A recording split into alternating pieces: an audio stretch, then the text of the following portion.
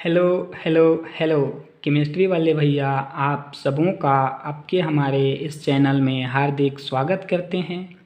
आज का टॉपिक है फेज डायग्राम, साथ ही साथ one component system and example of one component system, जैसे कि phase diagram of water system. ये लेक्चर हम लोग का फेज इक्विलिब्रियम का 6 लेक्चर है। तो चलिए स्टार्ट लेते हैं हम लोग। सबसे पहले फेज डायग्राम होता क्या है? तो फेज डायग्राम ग्राफिकल रिप्रेजेंटेशन है। किसका? किसी भी सिस्टम के डिफरेंट फेजेस का ग्राफिकल रिप्रेजेंटेशन है। हम लोग एक सिस्टम ले लिए हैं, वहाँ पे वाटर सिस्टम ले लिए हैं, और इससे हम लोग थोड़ा सीखने का कोशिश करते हैं कि वाटर सिस्टम के डिफरेंट फेजेस का जो फिजिकल स्टेट होता है वो टेम्परेचर और प्रेशर के साथ उसका कैसा रिलेशन है। अगर आपसे हम कहें कि 0 डिग्री सेल्सियस में वाटर किस स्टेट में एग्जिस्ट करता है, तो आप कहोगे कि ये लिक्विड और सॉलिड इक्विलिब्रियम में होता है, यानी आइस एंड वाटर लिक्विड के इक्विलिब्रियम में होता है। यदि हम आपसे कहें कि -5 डिग्री सेल्सियस में वाटर किस स्टेट में होता है, तो आप कहोगे कि सॉलिड स्टेट में होता है। लेकिन ये बात आपका रॉन्ग हो जाएगा, क्योंकि वाटर सिस्टम का जो फिजिकल स्टेट होता है वो सिर्फ टेम्परेचर पे डिपेंड नहीं करता है। यानी आप सिर्फ टेम्परेचर के आधार पे उसका फिजिकल स्टेट नहीं बता सकते हो। आप उसका फिजिकल स्टेट तब बता सकते हो जब आपको प्रेशर भी पता होगा। हम लोग जो अभी 9th 10th 11th 12th जो पढ़ते हैं, उसमें हम लोग एटमॉस्फेरिक प्रेशर में ये बातें सीखते हैं कि 0 डिग्री सेल्सियस में क्या होगा, 100 डिग्री सेल्सियस में क्या होगा, या किसी भी टेम्परेचर में फिजिकल स्टेट क्या होगा वाटर का। तो जब प्रेशर आप फिक्स कर देते हो 1 atm, तब की बात है। अच्छा, प्रेशर जब फिक्स ना हो, ऑब्वियस है कि फिक्स ना नहीं होगा, ठीक है। तो उस केस में हम लोग का वाटर सिस्टम के फिजिकल स्टेट जो होते हैं डिफरेंट फेजेस के, वो कैसे एग्जिस्ट करेंगे। देखिए, हम लोग का जो, अगर आप ये इमेजिन कर रहे हो कि 5 डिग्री सेल्सियस में वाटर लिक्विड स्टेट में होगा, तो हम बोल रहे हैं कि ऐसा नहीं है। यदि प्रेशर हम लोग का 1 atm से बहुत कम हो, मान लीजिए 0.002 atm हो, उस केस में हम लोग का वाटर लिक्विड स्टेट में नहीं होगा 5 डिग्री सेल्सियस में, वो हम लोग का वेपर फेज में होगा। अगर हम लोग का टेम्परेचर -5 डिग्री सेल्सियस है या 4 डिग्री सेल्सियस है, आप अगर इमेजिन कर रहे हो कि वो सॉलिड स्टेट में होगा, तो ज़रूरी नहीं कि वो सॉलिड स्टेट में होगा। हाँ, 1 atm प्रेशर हो तब वो सॉलिड स्टेट में होगा। लेकिन हम लोग का प्रेशर बहुत अधिक हो जाए, मान लीजिए कि आपका 100 atm प्रेशर हो जाए, तो उस केस में आपका चाहे टेम्परेचर कम ही क्यों ना हो, वो हम लोग का किस स्टेट में हो जाएगा? वाटर लिक्विड स्टेट में हो जाएगा। तो आई होप ये बातें आपको समझ में आ रही होगी कि टेम्परेचर एंड प्रेशर दोनों पे डिपेंड करता है वाटर सिस्टम के फेजेस का फिजिकल स्टेट, ठीक है। अच्छा, बाकी तो हम लोग जब फेज डायग्राम वाटर सिस्टम का पढ़ेंगे तो उसमें और अच्छे से एक्सप्लेन करेंगे चीज़ें। अभी सिर्फ हम लोग फेज डायग्राम समझ रहे थे। नेक्स्ट हम लोग आते हैं कि वन कंपोनेंट सिस्टम के बारे में थोड़ा सा जान लेते हैं कि होता क्या है। वन कंपोनेंट सिस्टम का मतलब है कि सी का वैल्यू 1 होगा। अच्छा, कोई भी सिस्टम हो तो एटलीस्ट उसमें एक फेज तो होगा ही। तो वन कंपोनेंट सिस्टम में यदि फेज 1 हो तो डिग्री ऑफ फ्रीडम क्या होगा? तो सी के स्थान पे हम लोग 1 लिखेंगे, पी के स्थान पे हम लोग 1 लिखेंगे +2, तो क्या हो जाएगा हम लोग का फाइनल वैल्यू 2। यानी कि यदि फेजेस क्या हो, 1 हो वन कंपोनेंट सिस्टम में, तो सिस्टम कैसा होता है? बाई वेरिएंट होता है। डिग्री ऑफ फ्रीडम 2 हो तो क्या बोलते हैं उसको? बाई वेरिएंट बोलते हैं। उसी तरह से यदि वन कंपोनेंट सिस्टम में फेजेस 2 हो तो हम लोग का डिग्री ऑफ फ्रीडम कितना आएगा? 1 आएगा। और डिग्री ऑफ फ्रीडम 1 आने से हम लोग उसको क्या बोलते हैं? यूनिवेरिएंट सिस्टम बोलते हैं, या उसको मोनोवेरिएंट सिस्टम बोलते हैं। उसी तरह से यदि वन कंपोनेंट सिस्टम में फेजेस कितने हों? 3 हों, तो फिर क्या होगा डिग्री ऑफ फ्रीडम हम लोगों का? 0। और इसको हम लोग क्या बोलेंगे? नॉन वेरिएंट सिस्टम, या इसी को इनवेरिएंट सिस्टम बोला जाता है। तो हम लोग का वन कंपोनेंट सिस्टम में किस फेज पे किस तरह का सिस्टम एग्जिस्ट करेगा, इसके बारे में हम लोग थोड़ा सा जान लिए हैं। अच्छा, बाई वेरिएंट का मतलब क्या है? बाई वेरिएंट का मतलब है कि इस सिस्टम को एक्सप्लेन करने के लिए आपको कम से कम 2 वेरिएबल बताना ही पड़ेगा। टेम्परेचर प्रेशर दोनों बताना पड़ेगा। यूनिवेरिएंट का मतलब है केवल आप एक वेरिएबल भी बता दोगे तो आपका काम बन जाएगा। दूसरे वेरिएबल बताने की ज़रूरत नहीं है, वो अपने आप हम लोग को पता चल जाएगा। और नॉन वेरिएंट का मतलब क्या है या इनवेरिएंट का मतलब क्या है कि इसमें आपको किसी भी वेरिएबल को बताने की ज़रूरत नहीं है। ये एक ऐसा पॉइंट होता है जहाँ पे हम लोग का टेम्परेचर प्रेशर फिक्स होता है, आपको उसमें कुछ बताने की ज़रूरत नहीं है। ठीक है। अच्छा, अब स्टार्ट लेते हैं हम लोग phase diagram of water system. तो देखिए, phase diagram of water system में हम लोग सबसे पहले जानेंगे कि वाटर सिस्टम में कितने फेजेस एग्जिस्ट करते हैं। तो 3 फेजेस एग्जिस्ट करते हैं, एक सॉलिड, लिक्विड एंड गैस, यानी कि आइस, वाटर, वेपर। और ये जो 3 सिंगल फेजेस हैं ये कितने इक्विलिब्रियम कम्बिनेशन में हो सकते हैं, मतलब कितना इक्विलिब्रियम एग्जिस्ट कर सकता है। तो पहला कि सॉलिड लिक्विड के साथ इक्विलिब्रियम हो सकता है, सॉलिड वेपर के साथ हो सकता है, लिक्विड वेपर के साथ हो सकता है, और साथ ही साथ क्या हो सकता है, सॉलिड, लिक्विड, वेपर तीनों एक साथ इक्विलिब्रियम में हो सकता है। तो ये हम लोग का हो गया 4 पॉसिबल कॉम्बिनेशन इन इक्विलिब्रियम। ठीक है। अच्छा, नेक्स्ट हम लोग बात करते हैं कि ये सिस्टम के बारे में कि ये सिस्टम क्या है। तो ये सिस्टम कैसा है, 1 कंपोनेंट सिस्टम है। क्यों? क्योंकि जो कंपोजिशन है, ठीक, सभी 3 फेजेस का, उसको हम लोग कैसे एक्सप्रेस कर सकते हैं, केवल एक केमिकल फार्मूला H2O से। ठीक है, ये हम लोग पहले जानते हैं, 1 कंपोनेंट सिस्टम है। अच्छा, number of phases that can exist in equilibrium at any point depends upon the condition of temperature and pressure.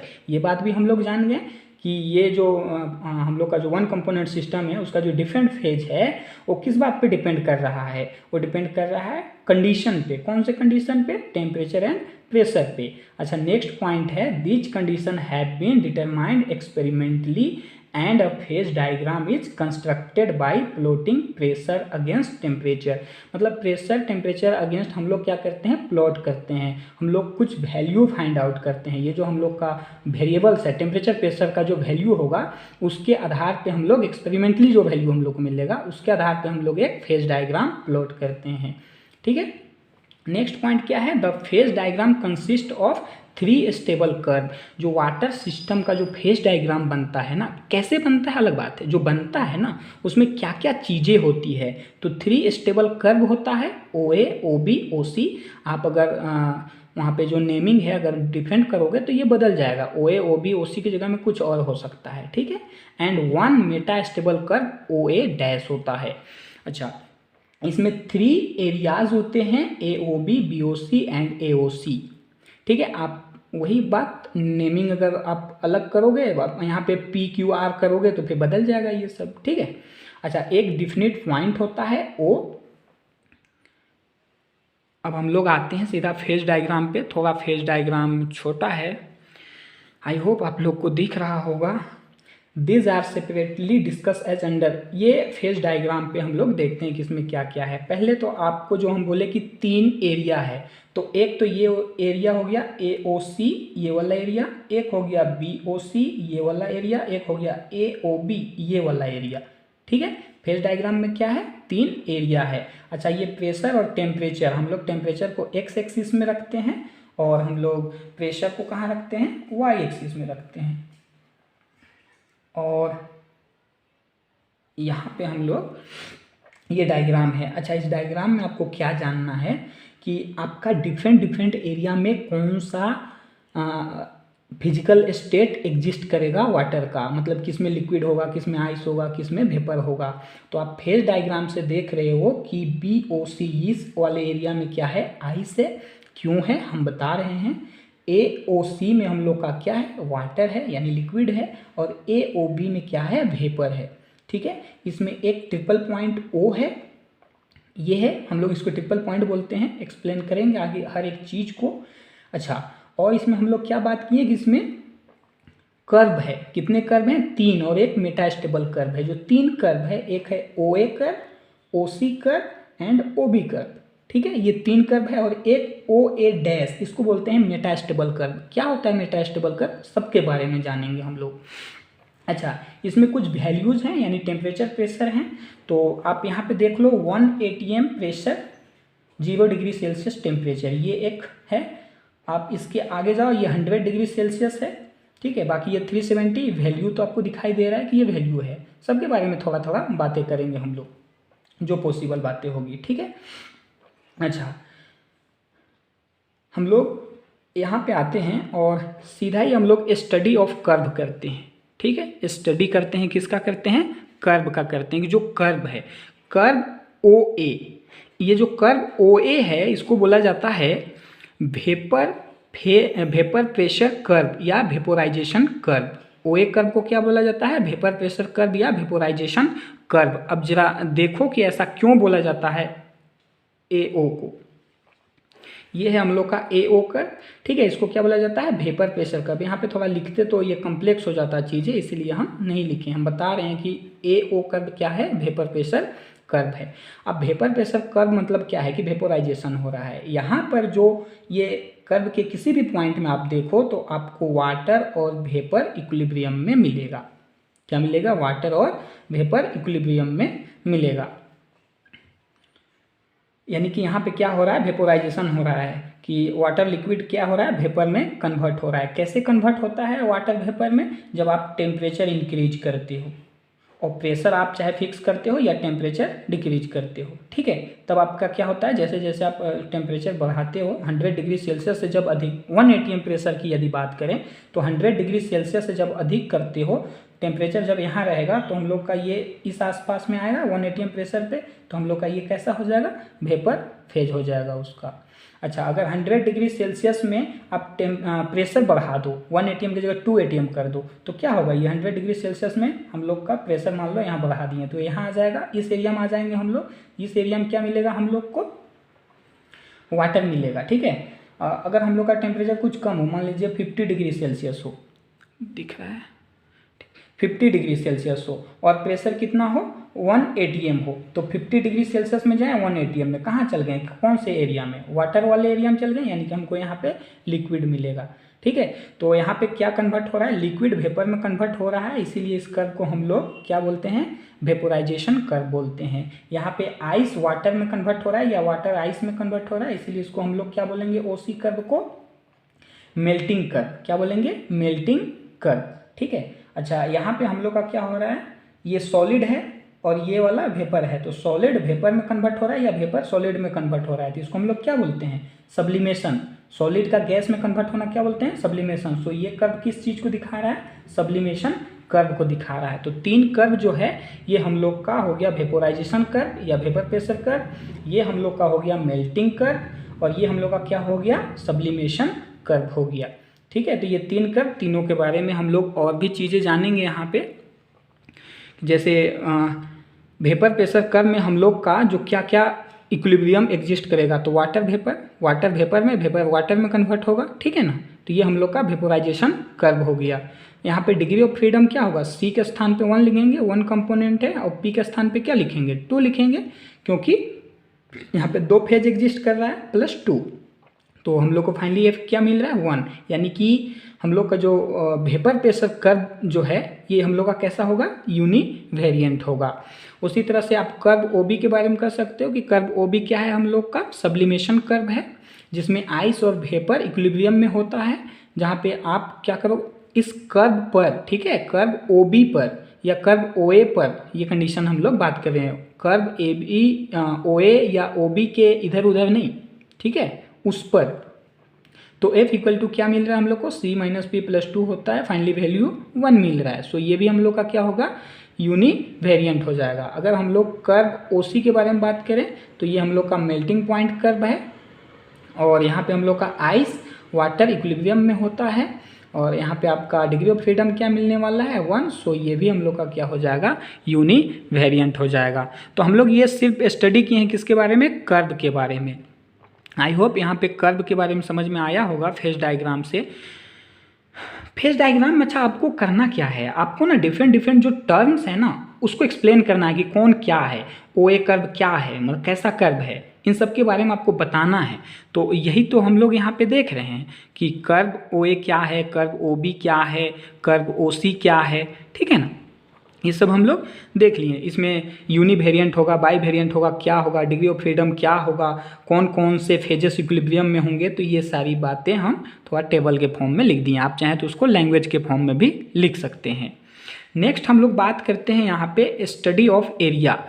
Area की स्टडी करते हैं कि जो एरिया है वो एग्जैक्ट कैसा है। तो अगर हम लोग बात करें इस एरिया को, ए ओ बी एरिया को, तो ए ओ बी एरिया हम लोग को क्या मिलेगा, वेपर मिलेगा। अब शायद आपके दिमाग में चल सके कि यहाँ पे वेपर क्यों मिल रहा है। तो देखिए वेपर क्यों मिल रहा है, इधर टेम्परेचर क्या है, हाई है ना। जैसे जैसे आप प्रेशर कम करोगे और टेम्परेचर हाई करोगे आपको वेपर मिलेगा। 1 atm प्रेशर पे आपको वेपर कहाँ मिलना स्टार्ट होगा, 100 डिग्री सेल्सियस में मिलना स्टार्ट होगा, इसके बाद मिलना स्टार्ट होगा। लेकिन यदि हम प्रेशर कम कर दें तो हमको इस एरिया में आ जाएंगे, और प्रेशर कम कर दें तो इस एरिया में आ जाएंगे, और प्रेशर कम कर दें तो इस एरिया में आ जाएंगे, ठीक है। यानी कि हमको वेपर कहाँ मिलने वाला है, 1 atm प्रेशर पे या उससे कम प्रेशर पे। क्या 1 atm से अधिक प्रेशर पे वेपर नहीं मिलेगा, आंसर है मिलेगा। टेम्परेचर उस समय क्या करना होगा, हाई करना होगा। जब आप टेम्परेचर कितना कर दोगे, यहाँ आप कितना भी कर दो, 100 डिग्री सेल्सियस से 374 डिग्री सेल्सियस तक कहीं भी चले जाएं आपको, लेकिन प्रेशर भी साथ ही साथ इंक्रीज करना पड़ेगा, तब आपको क्या मिलेगा, वेपर मिलेगा, ठीक है। अच्छा, और यहाँ पे हम लोग बात कर लेते हैं, हाँ ये एरिया के बारे में बात कर रहे थे कि एरिया ए ओ बी हम लोग का, ठीक है, कौन सा एरिया है या क्या एग्जिस्ट करता है उसमें। तो एरिया ए ओ बी में हम लोग का वेपर, ओनली वेपर एग्जिस्ट करता है। यानी कि यहाँ पे F = 2, यानी डिग्री ऑफ फ्रीडम क्या निकल के आने वाला है, C - P+2। तो C के स्थान पे 1 लिख दिए, P के स्थान पे 1, क्योंकि एक ही फेज है, सिर्फ वेपर है। तो 1 - 1 + 2 फाइनली क्या मिला, 2। यानी कि अंडर एरिया AOB हम लोग का जो सिस्टम होगा वो कैसा होगा, बाई वेरिएंट होगा। मतलब हमको यहाँ पे 2 वेरिएबल्स बताना पड़ेगा।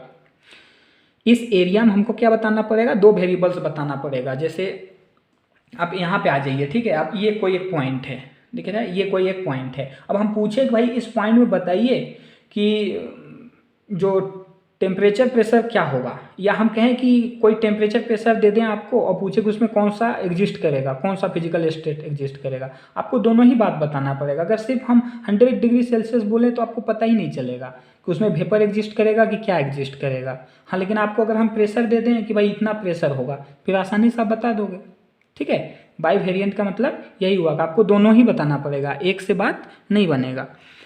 अच्छा, अब एरिया BOC के बारे में बात कर लें कि BOC क्या है। तो BOC ये हम लोग का आइस एग्जिस्ट करता है। इसमें कौन सा, आइस, केवल आइस, ओनली 1 फेज एग्जिस्ट। और इसमें भी हम लोग का डिग्री ऑफ फ्रीडम कितना आएगा, 2। सो ये भी बाई वेरिएंट है। यानी कि यहाँ भी आप किसी भी पॉइंट को एक्सप्लेन करना है तो आपको दोनों चीज़ बताना पड़ेगा, टेम्परेचर प्रेशर दोनों बताना पड़ेगा।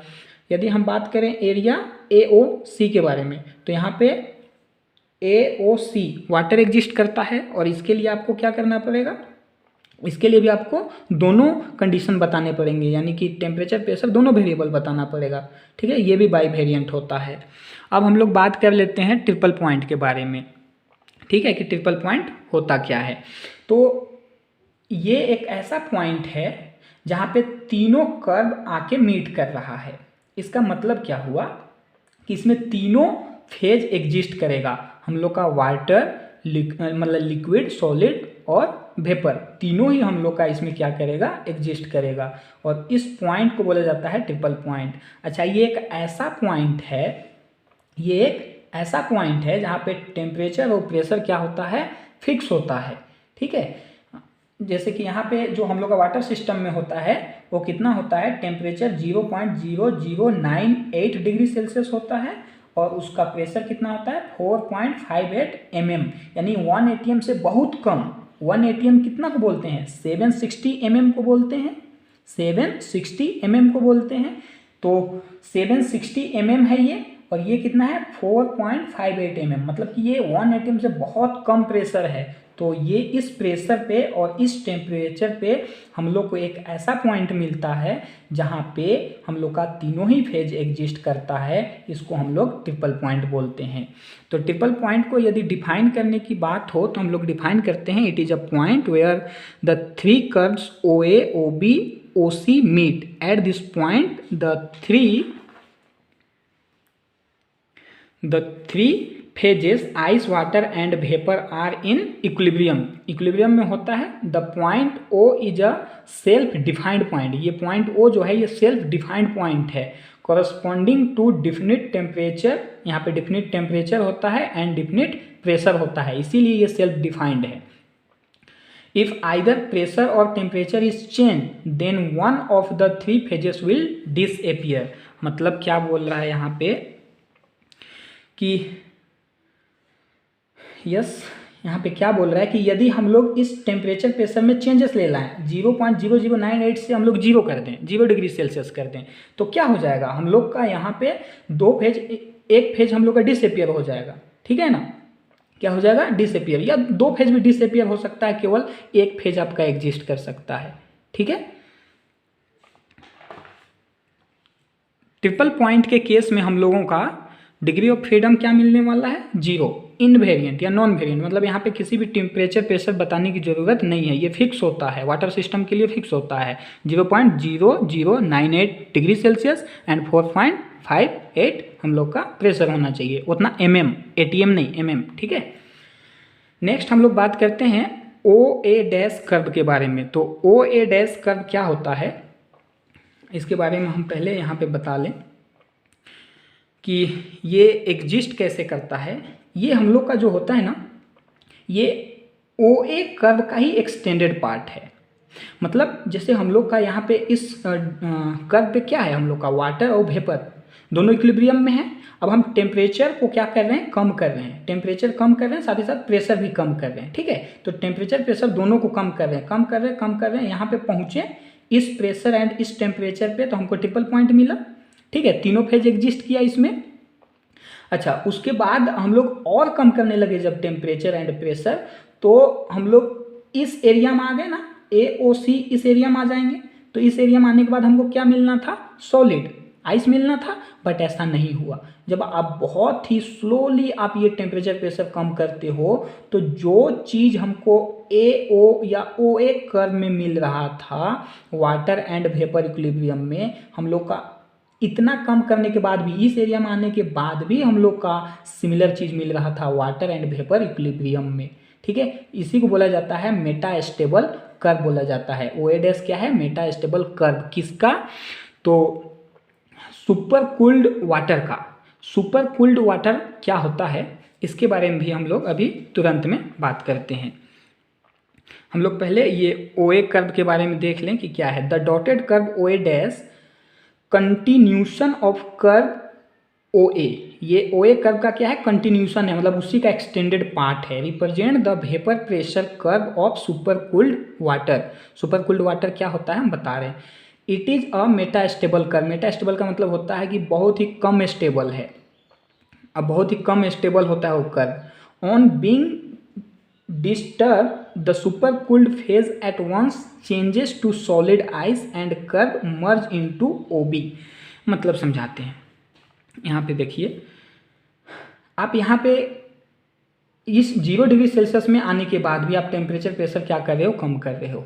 तो आपको इस एरिया में आने पे क्या मिलना था, सॉलिड, मिला नहीं। ठीक है, सॉलिड मिला नहीं, आपको क्या मिला, वाटर एंड वेपर इक्विलिब्रियम में मिल रहा था।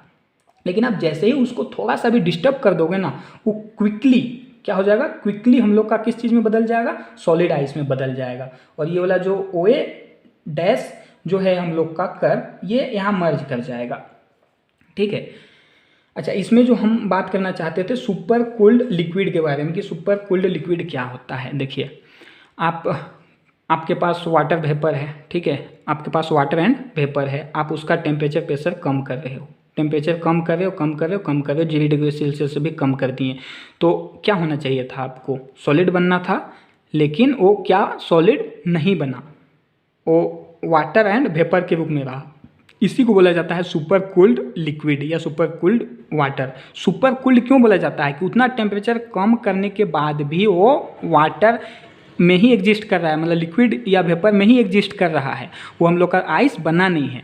ठीक है, तो हम लोग उसको क्या बोलते हैं, सुपर कूल्ड लिक्विड बोलते हैं। नेक्स्ट हम लोग को बात करना था यहाँ पे critical temperature and critical pressure. ठीक है, तो ये आप वाटर फेज डायग्राम में ना भी बताओ तो चलेगा, लेकिन हम यहाँ पे समझाना चाहते हैं।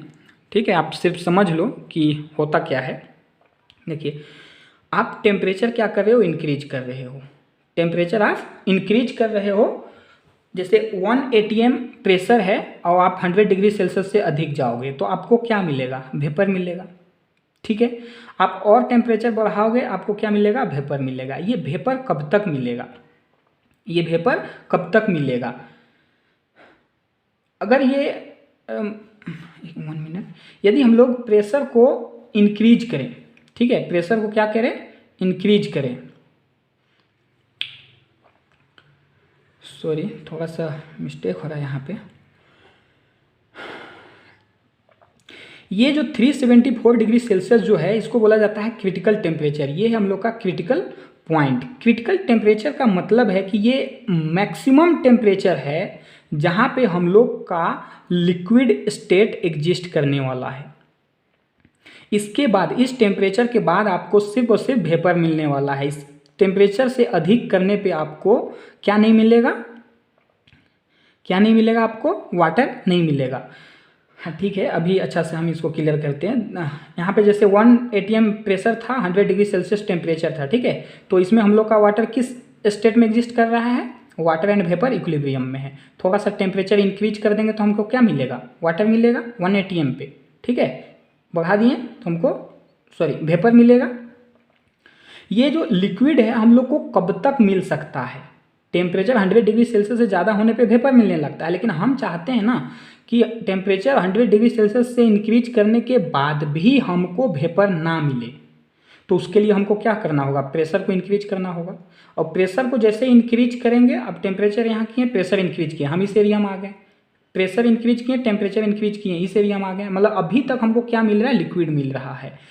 आप जब 374 डिग्री सेल्सियस में पहुँचोगे और तब हमको अगर लिक्विड पाना है, वाटर का लिक्विड पाना है इस टेम्परेचर में, तो प्रेशर हमको 218 atm करना होगा। ठीक है, लेकिन इसके बाद 374 डिग्री सेल्सियस से यदि 1 डिग्री सेल्सियस भी इंक्रीज कर देते हो तो चाहे आप प्रेशर कितना भी इंक्रीज कर लो, आपको वाटर लिक्विड स्टेट में एग्जिस्ट नहीं करेगा, वो वेपर में एग्जिस्ट करेगा। आई होप अभी बात समझ में आया होगा। ठीक है, तो 374 डिग्री सेल्सियस वो लास्ट टेम्परेचर होता है जहाँ पे हम लोग लिक्विड एग्जिस्ट करा सकते हैं प्रेशर इंक्रीज करा के 218 atm करके। ठीक है, तो ये 218 atm हम लोग का क्या कहलाता है, क्रिटिकल प्रेशर कहलाता है, और 374 डिग्री सेल्सियस क्रिटिकल टेम्परेचर कहलाता है। आई होप आपको ये सब चीज़ें क्लियर हुआ होगा, और कन्फ्यूजन हो तो प्लीज़ कमेंट करके बताइएगा, कोशिश करेंगे उसको ठीक करने का। Thank you.